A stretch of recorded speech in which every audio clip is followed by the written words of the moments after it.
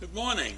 It's Saturday, December 11th, and I know that many of you who have heard me rant in the past have heard me rant against campaign finance, because I always considered that campaign finance is a one-way street. The money that is given to candidates is then used as leverage for those who gave the money, for favors. So I have always believed that campaign financing, especially the way we do it in the United States, is an evil thing. And there's very few times that I could say that campaign financing has done us any good at all, except for those who have participated in the deal. So the receiver has money which he can sock away and use to finance his future, and the giver feels that he's entitled to favors. So when I look at campaign financing and the way we run it in this country, we are pissing tons and tons of money away, money that could be better spent. But now I've come across an episode, something that was done that I believe was done for the good of this country. And this is the story about campaign financing at the highest level. And this is a story about two Republican candidates for the Senate who are complaining about the Zuckerberg. That would be Mark Zuckerberg and Phyllis Chan, his wife. And Zuckerberg, as you all know, is the founder of Facebook, and that in itself is sort of an infamous thing these days. So bad that they had to change the corporate name to Meta or something. And then we have these two Senate contenders, these two Republican Senate contenders, Blake Masters and J.D. Vance. And they bitched about the money that the Zuckerbergs gave to the Democratic Party or an affiliate of the Democratic Party. Something like $400 million. And in their mind, that money cost President Trump the election. And maybe it did, but it didn't put anything in Zuckerberg's pocket. It didn't create any sort of favoritism that I could see. What this money was donated for was to get people out to vote. And there were no stipulations that this money was given to them, and it wasn't given directly to the people. It was given to several organizations that work hard to get poor people to the voting places. And there's no stipulation in there that the people were told that they must vote Democratic. Right? They were brought to the voting places to vote. So these two gentlemen, Vance and Masters, are accusing Zuckerberg of having fixed the election because they gave this money to get people out to vote. Now, I am sure that in the back of Zuckerberg's mind and in the back of Phyllis Chan's mind, that when they got these people to vote, they would vote Democratic. But there was nothing officially stated that way.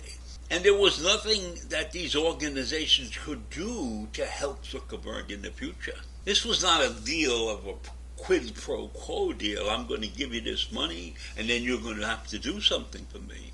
What you had to do for him was for the good of the country, to get people out to vote.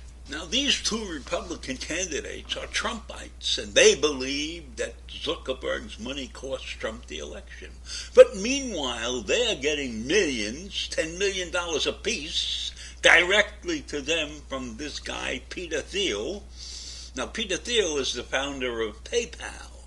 So he's a high-tech, big-tech guy like Zuckerberg, but he's obviously in favor of the Republicans, and these gentlemen are claiming that Trump won the election.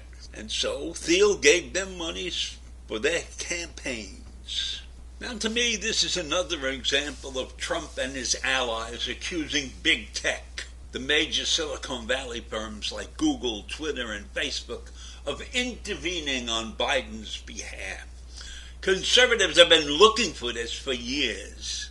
They have been looking at these companies, the big tech companies, and have been actively trying to put them out of business, so to speak, to keep them quiet, to stop them from campaign funding. Of course, they would be happy if they campaign funded for those on the right, but that's not going to happen. You know, conservatives have always been trying to accuse these companies of muzzling, you like that word, muzzling the right.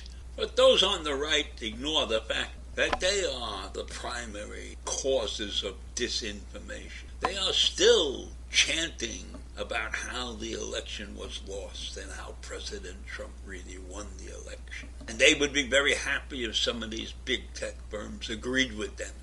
Here's a very interesting fact. Peter Thiel, the founder of PayPal, was a very big investor in Facebook in the early days. In fact, there are many that said he saved Zuckerbergs' company at that point in time. So how's that? How's that? You create the monster in your eyes that you're fighting now. That's sort of like poetic justice, right? But right now, Thiel is backing these two conservatives, Vance and Masters, who are chanting to the people that Zuckerberg and his wife Priscilla Chan, because they donated $400 million of their own money, of their personal fortune, and that helped too many Democrats to vote. They got too many Democrats out there to vote. Well, the Republicans got too many people out there to vote also. That's the largest election in this country. So I don't know if we could blame the whole thing on Zuckerberg and on Chan. Maybe it should be blamed a little bit on the ex-president and the way he was running and doing his job. Okay? Now, people with wealth, they love Trump because he loved them. This is a man that walked away with a couple $100 million together to fight the fraud. And that money went into his super PAC or someplace. That's ridiculous. So on balance, I am still against campaign funding, but I cite this example of getting the money to the people, to get them to the polls, to vote the way you would prefer, isn't a bad idea. It would be nice if we didn't have to have donations, if there was ways that people could get to the polls without having private donors help them. If we could rectify the entire campaign funding system, that would be a wonderful thing. But meanwhile, this is a great story. This is a story of sort of the underdog winning. A very rich underdog. An underdog who can afford to spend $400 million of his own personal money to win an election that was desperately needed in this country. So when you look at this story and you have candidates bitching about a legal vote, they're not even complaining about the vote being illegal.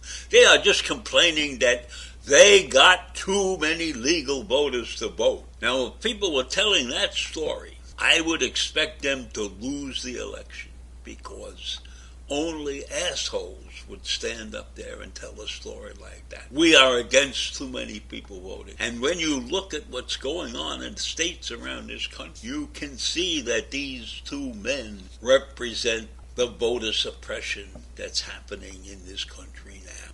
So I leave you with those pleasant thoughts, and I will see you tomorrow. Bye.